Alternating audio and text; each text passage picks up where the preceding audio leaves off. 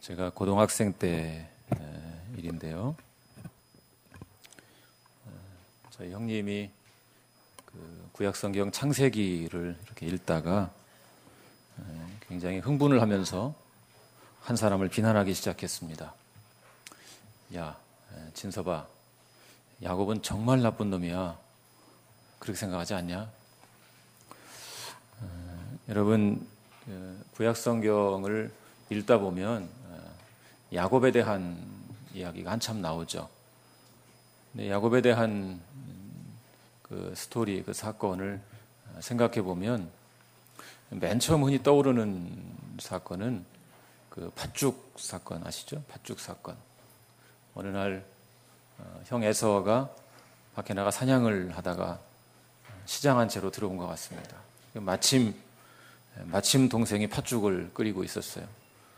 그 마침이 정말 마침인지 야곱이 맞추었는지 모릅니다. 근데 아무튼 오니까 팥죽을 끓이고 있어요.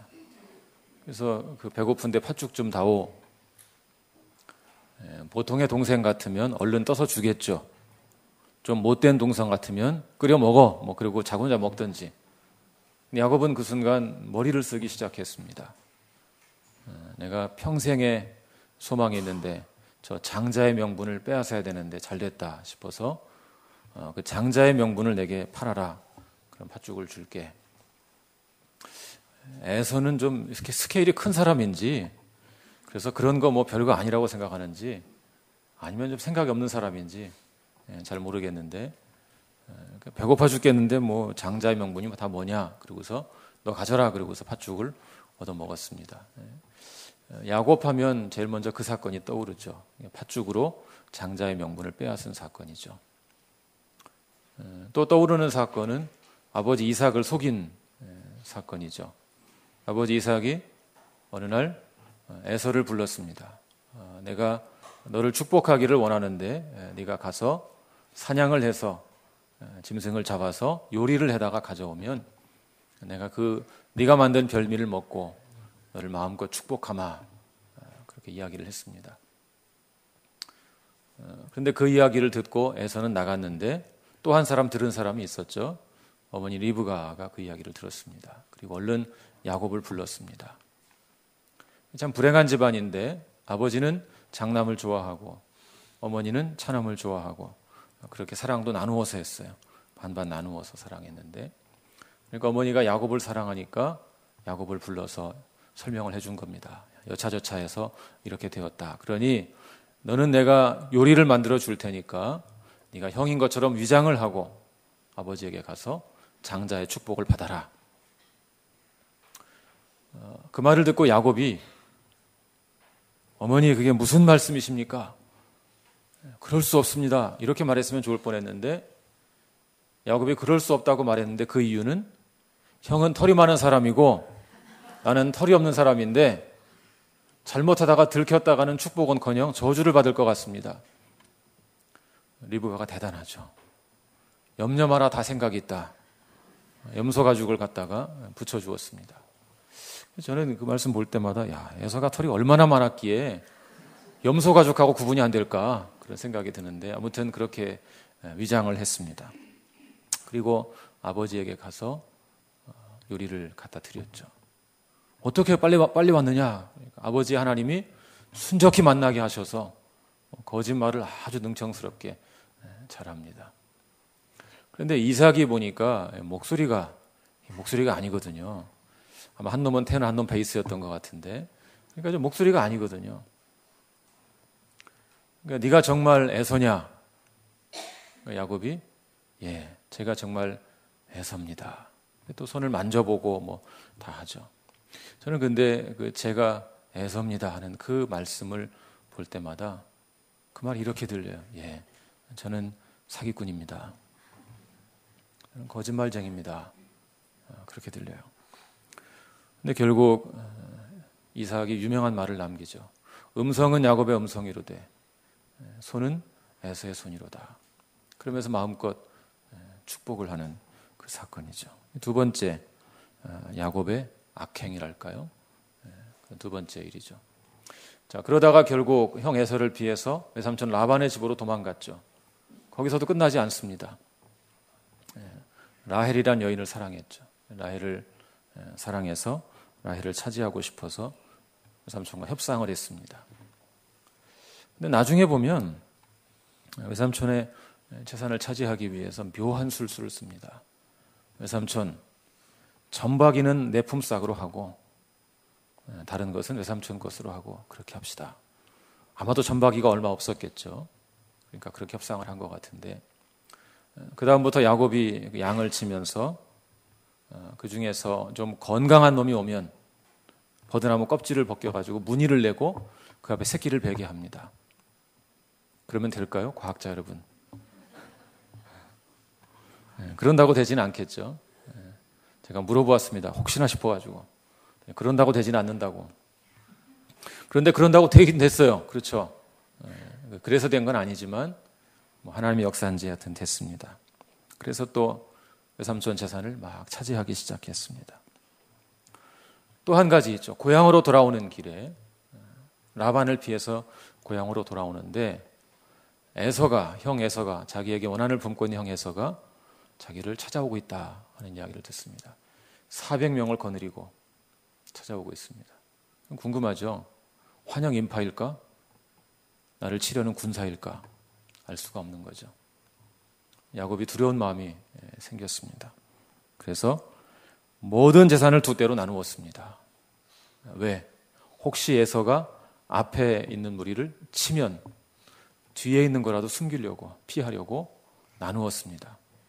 재미있는 것이 성경에 가만히 정황을 보니까 레아를 앞세우고 라헬을 뒤에다가 두었습니다. 왜 그랬을까요?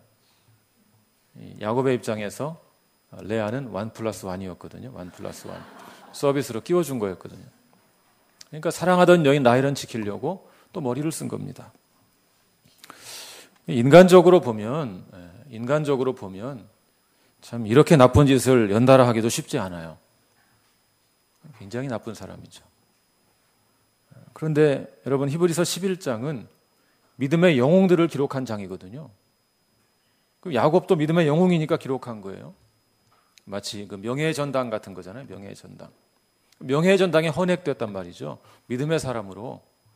우리가 볼 때 창세기를 보면 정말 나쁜 사람인데 성경은 다른 관점을 가지고 있는 겁니다. 히브리서는 야곱을 믿음의 사람이라고 평가하는 거죠. 그 이유가 뭐냐면 여기 잘 보시면 믿음으로 야곱은 언제요? 죽을 때. 성경이 바라본 것은 야곱의 인생의 마지막 순간입니다. 마지막 순간. 성경은요, 어떤 사람의 믿음의 여정을 바라보면서 그 사람의 인생의 여정, 믿음의 여정의 마지막에 다다를 때까지, 그 이전까지는 함부로 평가하지 않습니다. 가능성이 있다고 보는 것이죠. 그런 사람도 가능성이 있다고 생각하니까 함부로 평가하지 않습니다. 그리고 그 인생의 마지막 순간의 모습으로 믿음을 평가하고 있는 것이죠. 그래서 히브리서는 야곱을 하나님의 사람으로, 믿음의 사람으로 평가합니다. 왜냐하면 변화되었기 때문이죠. 자, 오늘 말씀 짧은 말씀인데요. 그 짧은 말씀을 제가 셋으로 나누어서 좀 차근차근 살펴보려고 합니다. 첫 번째는 믿음으로 야곱은 축복했다는 말의 의미를 좀 생각해 보려고 합니다. 두 번째는 믿음으로 야곱은 요셉의 가가들에게 축복했다. 요셉의 두 아들을 축복하는 창세기의 장면을 통해서 의미를 살펴보려고 합니다. 그리고 세 번째는 그 지팡이 머리에 의지하여 경배했다는 말씀의 의미가 무엇인가 살펴보겠습니다. 첫 번째로 믿음으로 야곱은 축복했다 그랬는데요. 이 축복한다는 말을 좀 생각해 볼 필요가 있습니다. 우리가 흔히 축복한다라고 번역하는 그 말이 영어로는 bless라고 하죠. 히브리 말로 바라크라고 합니다. 바라크. 그런데 이 바라크가 구약에 많이 나옵니다. 굉장히 많이 나오는데 그 용례를 다 정리해서 분류를 해보면 딱 세 가지 뜻이 있습니다. 세 가지 뜻. 첫 번째는 하나님이 사람을 바라크 혹은 블레스 할 수 있습니다. 그때 우리말로 번역할 때는 정확히 번역한다면 하나님이 복을 주신다 이렇게 번역하면 맞을 것입니다. 하나님 우리에게 복을 주신다. 두 번째는 사람이 사람을 바라크할 수 있습니다. 사람이 사람을 축복할 수 있어요. 그때는 우리가 흔히 축복한다 말하죠. 내가 당신을 축복합니다. 이렇게 말하죠. 그 뜻이 뭡니까? 나는 복을 주는 주체는 아니죠. 복을 주시는 주체는 하나님이시고 나는 하나님께서 당신에게 복을 주시기를 기도합니다. 이런 뜻이죠. 그게 축복한다는 말의 의미입니다. 세 번째는 놀랍게도 사람이 하나님을 바라크할 수도 있습니다. 사람이 하나님을 바라크할 수도 있어요. 그 경우 축복한다 이렇게 말하면 좀 이상하겠죠. 내가 하나님을 축복하면 이건 이상하잖아요. 그렇게 말하지 않고 성경을 보면 하나님을 송축한다 말합니다. 송축한다.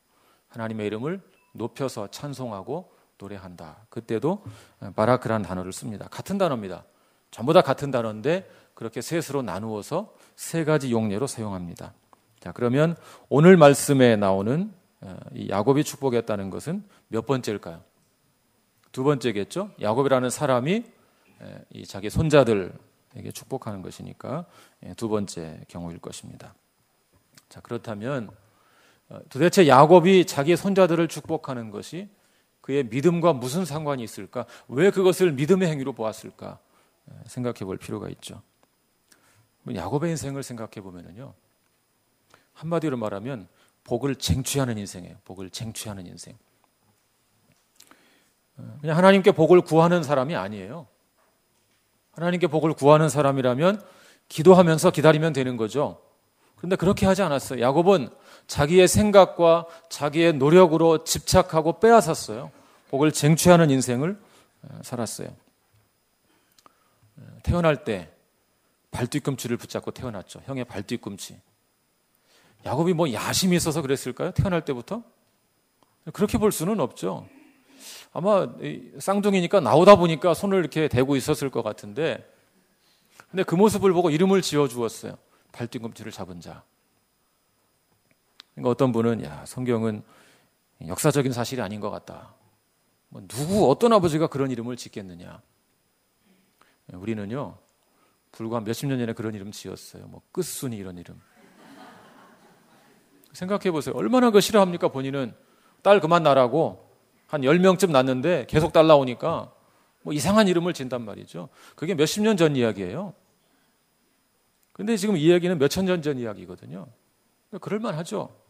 태어날 때 특징을 가지고 이름을 짓는 일은 흔했습니다. 그러니까 태어날 때 동생이 형의 발뒤꿈치 태어나니까 발뒤꿈치를 잡은 자. 그런데 문제는 그 뜻이 우리식으로 쉽게 옮기면 남의 뒤통수를 치는 놈 이런 뜻이거든요. 굉장히 부정적인 이름이죠. 또 아까 말씀을 드린 것처럼 팥죽으로 형의 장자권을 빼앗고 또 아버지를 속여서 장자의 축복을 받고 뭐 이런 일이 계속 반복됩니다. 사랑하는 여인을 얻기 위해서 또 술수를 쓰고 또 재산을 모으기 위해서 술수를 쓰고 그렇게 해서 거부가 됐죠. 그것이 야곱의 인생이에요. 그 야곱의 인생을 한마디로 말하면 복을 받아서 누리는 그런 축복을 받는 인생이 아니고 복을 빼앗는 인생이죠. 복을 빼앗는 인생. 자, 그런데 그런 야곱이 지금 뭐 하고 있습니까? 손자들에게 복을 주시기를 하나님께 기도하고 있어요.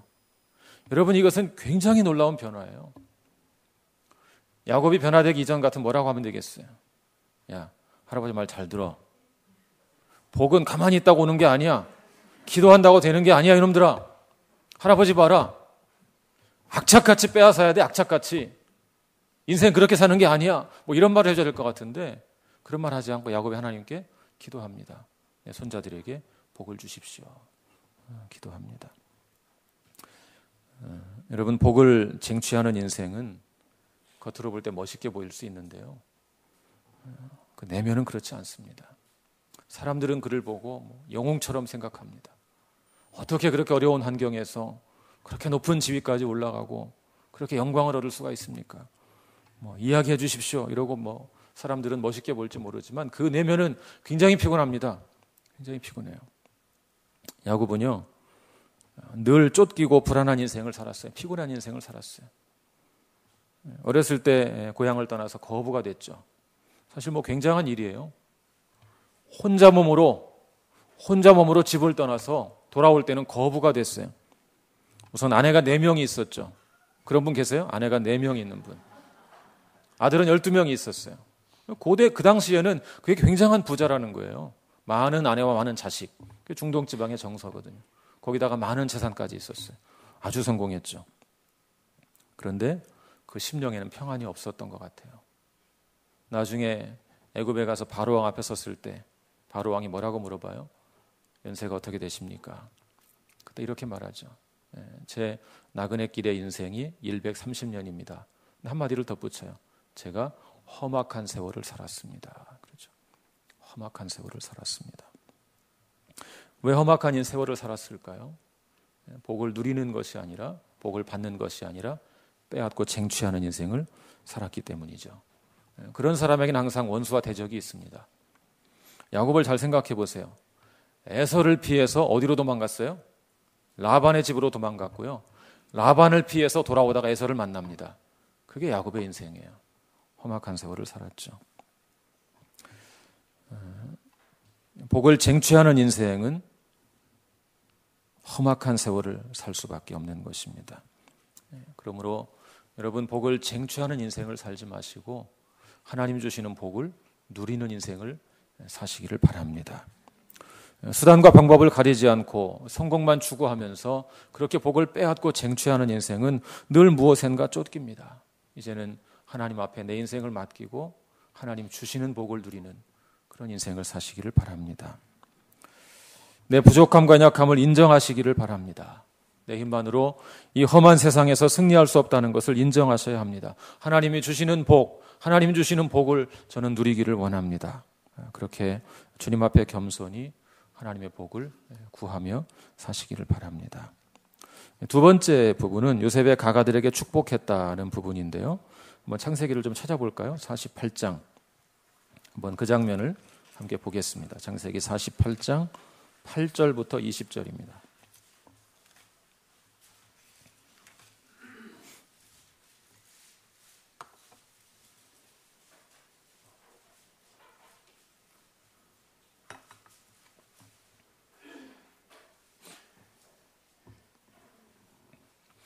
창세기 48장 8절부터 20절까지 제가 읽어드리겠습니다.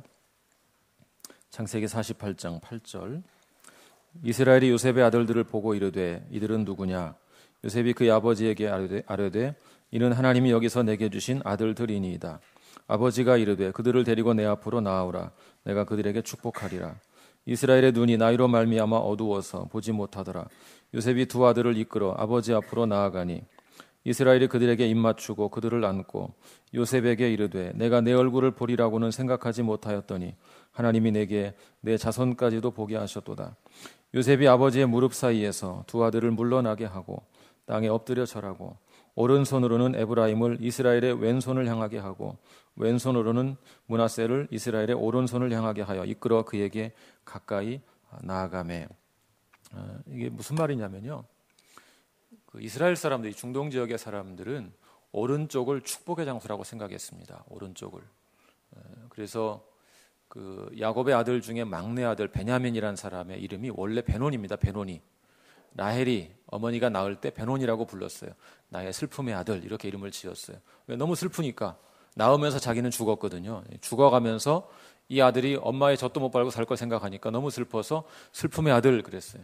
야곱이 이름 바꿔줍니다. 베냐민. 그것은 오른쪽의 아들, 오른손의 아들, 그런 말이에요. 축복의 아들이라는 뜻이죠. 오른쪽을 축복의 장소라고 생각했습니다. 그래서 지금 요셉이 자기 아들들을 데리고 가서 장남 므낫세를 야곱의 오른손을 향하게 두었습니다. 그리고 차남을 왼손을 향하게 두었습니다. 그러면 보통 손을 뻗어서 축복을 한꺼번에 축복 기도를 하면 자연스럽게 축복의 손 오른손으로 장남을 축복하게 될 것이고 왼손으로 차남을 축복하게 될 것입니다. 자, 그런데 그 다음 보세요. 14절.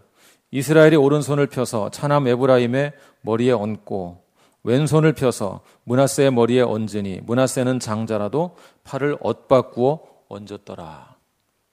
자, 오른손으로 장남을 축복하라고 그쪽에다가 놓았는데 갑자기 야곱이 손을 엇바꾸었어. 이렇게. 야곱은 아무리 생각해도 보통 사람은 아니에요. 이거 뭐 상상을 초월하는, 어떻게 생각했겠어요? 그럴 줄 알았겠어요? 손을 엇바꾸어 얹었어요.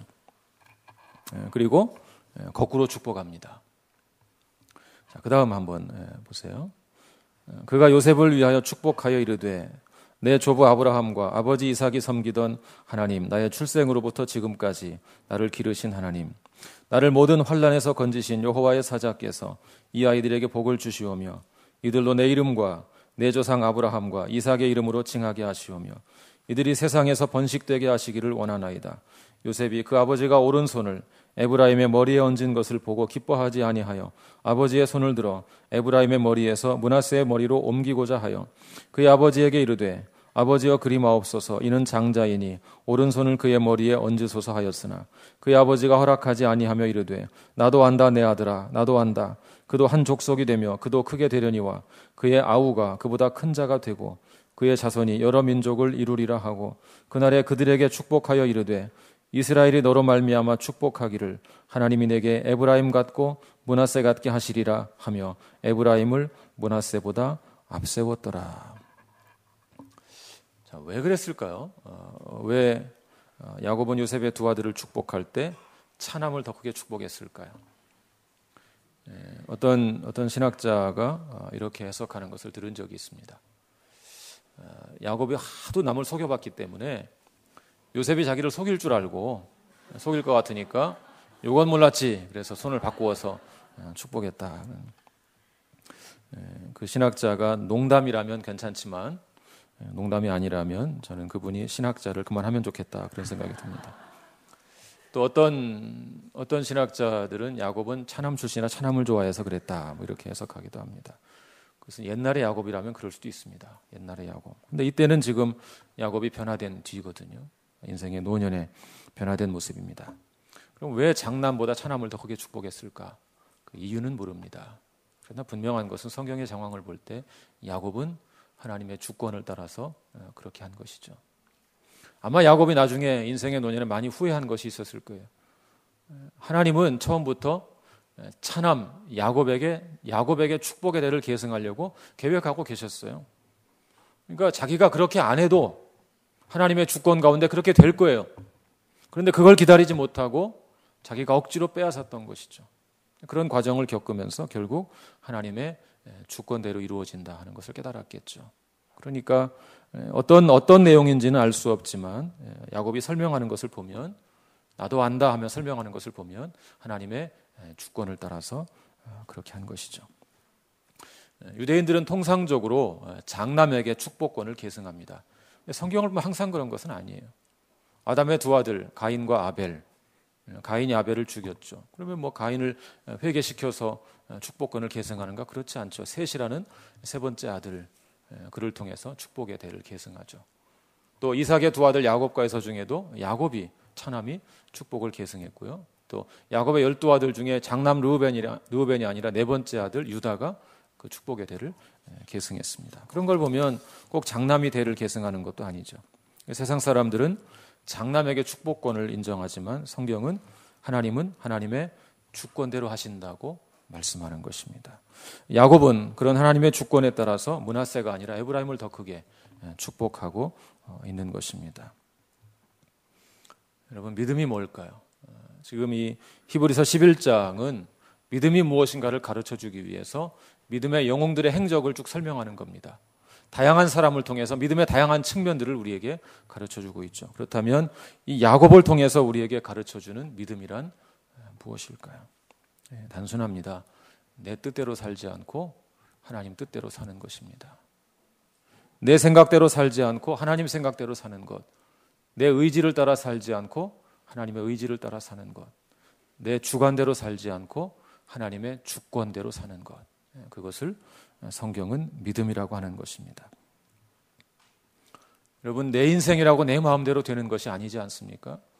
젊은 날 내 마음대로 되는 것처럼 생각될 때도 있었지만 어느 순간에 인생의 브레이크가 걸릴 때가 있죠. 그러므로 이제 하나님의 주권에 주목하십시오. 전능하신 하나님의 주권을 주목하십시오. 그리고 그분을 의지하고 그분께 내 인생을 맡기시기를 바랍니다. 그런 인생이 복된 인생입니다. 세 번째 생각해 볼 부분은 그 지팡이 머리에 의지하여 경배했다 하는 것입니다. 자, 한번 그 장면을 상상해 보시기 바랍니다. 천하의 야곱이 지금 지팡이를 붙잡고 어쩌면 몸을 떨면서 지팡이를 겨우 의지하고 서 있는 것입니다. 그 모습을 상상해 보시면 인간의 유한함과 연약함을 보여주죠. 야곱이 얼마나 굉장한 사람이었습니까? 빈몸으로 낯선 땅에서 거부가 된 사람이죠. 야복 강가에서 천사와 밤새도록 씨름한 사람이죠. 그런 야곱이 지금 지팡이 하나 의지하고 서 있는데 그건 도저히 어울리는 모습이 아니죠. 우리가 이미지로 가지고 있는 야곱의 모습과 어울리지 않습니다. 굉장히 낯선 모습이에요. 그런 연약한 모습으로 야곱이 지금 서 있습니다. 야곱은 일평생 자기 힘으로 살았습니다. 결론은 그렇게 사는 것은 불가능하다는 것이죠. 젊고 혈기왕성할 때 가능한 것처럼 보였어요. 늙고 병들어서 인생을 돌아보니까 그렇게 될 수 있는 것이 아니라는 거예요. 인생이 자기 마음대로 되는 게 아니라는 거죠. 그래서 이제 지팡이에 의지하고 서서 자신의 생애를 지금까지 인도하신 하나님께 감사하고 있는 것입니다. 자, 한번 야곱의 인생에 많은 일을 겪었잖아요. 파란만장한 인생. 영화를 만들어도 뭐 참 재미있는 영화가 될 거예요. 근데 파란만장한 인생을 살았는데 야곱이 그의 평생에 가장 가슴 아팠던 일이 뭘까요? 가장 가슴 아팠던 일. 워낙 많은데 그 중에 그래도 하나만 한번 생각해 보세요. 요셉을 잃었던 일이 아닐까요? 요셉을 잃었던 일. 물론 실제로 죽은 것은 아니었어요. 우리는 알고 있지만 야곱의 입장에서는 죽었다고 생각했죠. 가장 사랑하던 아내 라헬의 소생이었습니다. 라헬의 큰아들. 그 요셉을 어린 나이에 잃었죠. 야곱이 편애했었어요. 편애한 게 좋은 것은 아니지만 어쨌든 편애했었어요. 그래서 다른 모든 아들들에게는 노동자의 옷을 입힐 때 그 아들에게는 귀족들 입는 채색 옷을 입혔어요. 그렇게 사랑하는 아들을 우리 나이로 한 고등학생쯤 되는 나이에 잃었어요. 얼마나 가슴이 아팠을까요? 자식을 잃은 부모의 마음은 잃어본 사람만이 알겠죠. 어젯밤에 뉴스에서 팽목항의 모습이 잠깐 나왔었어요. 그 세월호 인양을 촉구하는 그런 전국 순례를 하고 마지막에 팽목항에 도착한 것입니다. 부모들이 배를 타고 그 지역까지 가서 이렇게 바다를 바라보고 그 중에 한 엄마가 아는 분이 있었어요. 제가 전에 팽목항을 방문했을 때 만난 분이에요. 다윤이 엄마. 근데 공교롭게도 그 뉴스의 장면에 그분이 나왔어요. 그분이 막 오열하는 모습. 딸의 이름을 부르면서 다윤아 엄마가 미안하다. 아주 가냘픈 분이에요. 아주 작고 가냘픈 몸을 가지고 있는 그 다윤이 엄마. 그분이 오열하는 것을 어제 저녁에 보았어요. 자식을 잃은 부모의 마음을 우리가 무엇으로 설명할 수 있을까요? 야곱은 그렇게 자식을 잃었어요. 그런데 그 자식을 다시 만났잖아요. 다시 만났죠. 자식을 만난 것으로 그치지 않고 지금 이 장면에 생각해 보니까 그 자식의 자식 손자까지 지금 보고 있고 자기 두 손자 앞에 놓고 지금 축복하고 있잖아요. 그걸 생각하니까 하나님 은혜죠. 정말 하나님의 은혜. 만약에 요셉이 안 죽었다고 알았다면 애굽이 아니라 어디라도 갔을 거예요. 찾아러 갔겠죠. 근데 야곱은 아무것도 할 수 있는 것이 없었어요. 죽었다고 생각했으니까. 자기는 그냥 죽었다고 가만히 있었는데 어느 날 주님께서 만나게 해주셨어요. 손자들까지 보게 해주셨어요. 너무 감사한 거죠. 그러니까 지팡이 머리에 의지하고 서서 그 은혜를 생각하며 하나님께 경배하는 거예요. 하나님 감사합니다. 내가 찾은 것도 아니고 죽었다고 어리석게도 죽었다고 알고 있었는데 그 아들을 다시 만나게 하신 것도 감사한데 그 아들의 아들들까지 만나서 축복하고 있으니 내 인생에 이건 정말 놀라운 은혜입니다. 하나님께 그렇게 감사하고 있는 거죠. 야곱은 지금 변화됐어요. 우리가 알던 젊은 날의 야곱이 아니에요. 이제 하나님만 의지하는 사람으로 바뀌었죠. 야곱의 인생을 이렇게 결정적으로 바꾼 사건이 있었죠. 야복 강가에서 하나님의 천사와 씨름했던 사건이죠. 그 사건 다 잘 아시죠? 야곱이 이제 고향으로 돌아가는 길에 자기 모든 가족들과 다 떠나보냈어요. 먼저 강을 건너게 했어요.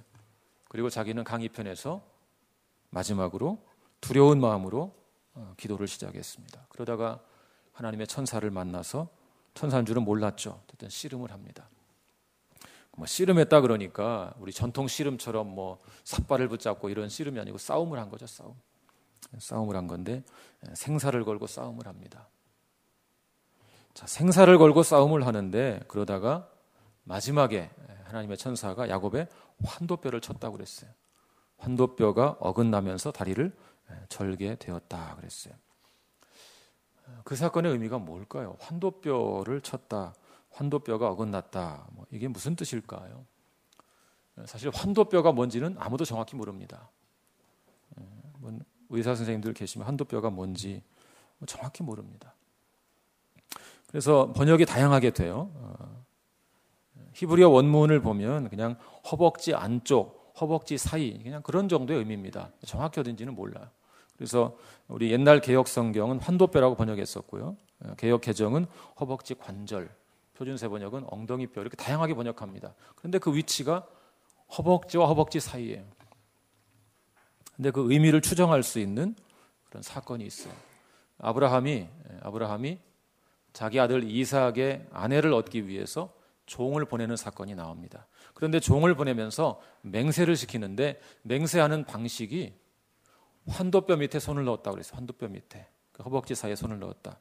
허벅지 사이는 남성의 생식기가 있는 곳입니다. 그러니까 그 생식기 아래쪽에다가 손을 넣고 맹세하는 습관이 있었습니다. 남성의 생식기는 생식하는 기관이 자손을 낳는 기관이죠. 그러니까 그 뜻은 이런 것입니다. 내가 앞으로 태어날 자손들 앞에서 맹세한다. 굉장한 맹세죠. 보통 우리가 내가 죽음을 맹세한다 그러는데 내가 죽은 이후에라도 내 자식에 대해서 가서라도 내가 지키겠다. 그런 약속으로 맹세하는 습관입니다. 하나님의 천사가 그 환도뼈를 쳤다. 어긋났다. 이것은 적어도 일시적으로라도 생식 기능을 상실했다 그런 말입니다. 생식 기능을 상실했다. 물론 일시적인 것 같아요. 나중에 그 후에 베냐민을 낳은 사건이 나오는 것을 볼 때 영원토록 생식 기능을 상실한 건 아닌 것 같아요. 그런데 이 사건이 야곱에게 중요한 교훈이 되죠. 이 고대인들, 특별히 유대인들, 이 중동 지방 사람들에게 생식 기능을 잃는다. 그것은 죽는 것과 똑같습니다. 그래서 아브라함을 표현할 때 100세의 자식을 얻은 것을 설명하면서 죽은 것이나 다름없던 아브라함 이런 표현을 씁니다. 아브라함 죽은 게 아니에요. 멀쩡히 살아있어요. 그런데 생식 기능을 잃었다고 생각했기 때문에 죽은 것이나 다름없는 아브라함이라고 설명합니다. 그러니까 사실 야곱은 이때 죽은 것이죠. 옛날의 야곱은 죽은 것입니다. 그 천사가 이름을 바꾸어 주죠. 이제 더 이상 내 이름을 야곱이라고 하지 마라. 남의 뒤통수를 치는 놈, 사기꾼 이런 말 하지 말고 이제 이스라엘이라고 하라. 이름을 바꾸어 주죠. 원래 이스라엘 직역하면 하나님께서 싸우신다 그런 말인데요. 보통 상황에 따라서 의역을 했습니다. 그래서 하나님과 겨루어 이겼다 그랬어요. 근데 잘 생각해 보세요. 야곱이 이겼을까요? 오늘날 이종격투기라고 생각을 하시면 이긴 걸까요? 이겼어요, 졌어요, 결국? 졌죠. 진 겁니다. 상황으로 말하면 우세승을 거둘 상황으로 가다가 마지막 한판 패를 당한 것입니다. 그런데 야곱은 졌어요. 그런데 하나님과 겨루어 이겼다 그러죠. 여러분, 하나님과의 싸움에서는요, 내가 지는 게 이기는 거거든요. 내가 지는 게 이기는 거예요. 하나님을 막 굴복시켜서 내 마음대로 주관하겠다. 그건 가능한 일이 아니에요. 하나님과의 싸움은 결국 대부분 다 내 고집과 하나님의 뜻이 충돌하는 거거든요. 그러면 결국 내 고집이 꺾이고 내가 질 때가 진짜 이기는 때거든요. 야곱에게 지금 그 얘기를 하는 겁니다. 욕심대로 살았어요. 성공과 출세를 위해 살았어요. 그런데 그런 야곱은 그때 죽었어요. 끝났어요. 졌어요. 그리고 이스라엘로 거듭났죠. 그러니까 진짜로 이긴 것이죠. 내가 그리스도와 함께 십자가에 못 박혔나니 그런즉 이제는 내가 산 것이 아니요 오직 내 안에 그리스도께서 사신 것이라. 내 능력을 의지하는 옛사람의 습관을 포기할 때 비로소 새로운 사람으로 거듭납니다. 내 재주와 능력으로 복을 쟁취하려는 생각을 버리면 하나님 주시는 진정한 복을 누리게 됩니다. 저는 아직 파리를 가보지 못했는데요. 프랑스 파리의 생슐피스 성당에 둘라크리아의 벽화가 있습니다. 야곱과 천사. 근육질의 남성으로 묘사된 야곱이 날개가 달린 천사와 싸우고 있는, 씨름하는 것 같은 그런 전형적인 그림입니다. 근데 똑같은 제목의 석고상이 또 하나 있습니다. 2차 세계대전 중반에 유대인 대학살이 있었을 때 유대인 제이콥 앱슈타인이라는 사람이 조각을 했습니다. 야곱과 천사. 거의 비슷한 것입니다. 서로 이렇게 붙잡고 있는. 근데 켈빈 시어벨드라는 사람이 어느 날 그 석고상을 가만히 관찰하다가 새롭게 해석했습니다. 서로 씨름하는 것 같은데 잘 보니까 하나님의 천사가 야곱을 포옹하고 있다 그랬어요. 야곱을 포옹하고 있다. 비슷하잖아요, 사실은. 씨름하는 장면 생각하시면 이렇게 붙잡고 있는 것이나 안고 있는 것이나 별 차이가 없는 것처럼 보인단 말이죠.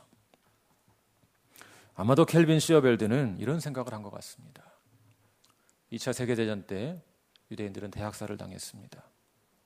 하나님과 싸우고 있는 것 같았고 하나님께 끊임없이 맞고 있는 것 같았습니다. 그런데 켈빈 시어벨드는 그것이 아니고 하나님이 당신들을 포옹하고 있었다. 그렇게 해석했던 것이죠. 야곱과 천사가 씨름하는 것 같지만 사실은 씨름하는 것이 아니고 천사가 야곱을 안고 있었다. 그렇게 해석한 것이죠. 여러분, 오늘 이 히브리서 11장 21절의 말씀이 우리에게 가르쳐주는 믿음이란 무엇일까요? 단순하죠. 내 능력을 의지하지 않고 하나님의 능력을 의지하는 것이 믿음입니다. 내 힘을 의지하지 않고 하나님의 힘을 의지하는 것이 믿음입니다.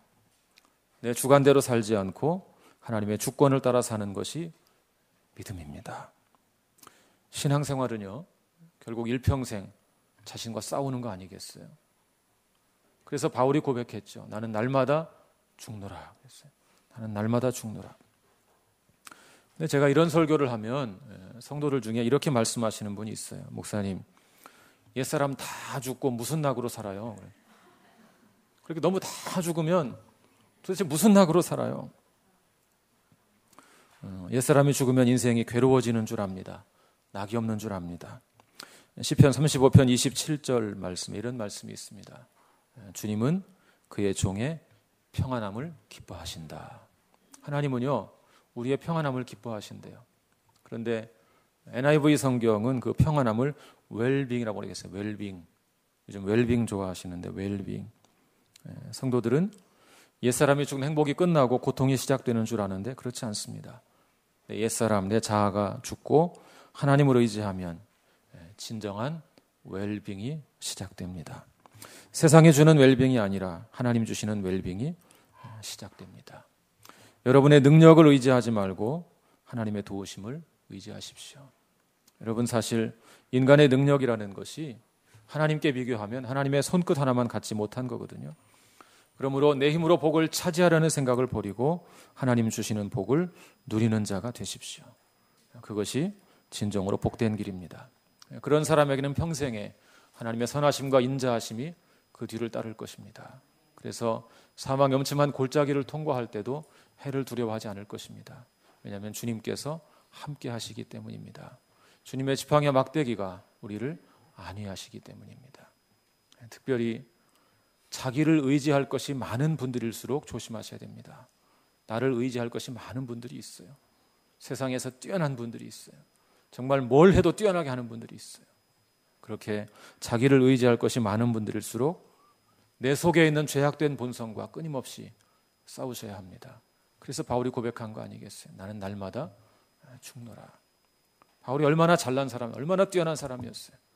그러니까 자칫하면 그리스도의 십자가를 앞세우는 것이 아니라 자기 능력과 지식을 앞세울 수 있었거든요. 그러니까 날마다 죽노라. 자기 본성과 끊임없이 싸운 것이죠.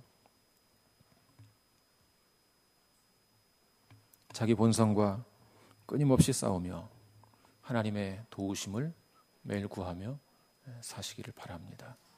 그런 인생, 그렇게 하나님 주시는 복을 받아서 누리는 인생이 그 어떤 인생보다 가장 복이 있고 가치 있는 인생인 줄로 믿습니다. 함께 기도하겠습니다.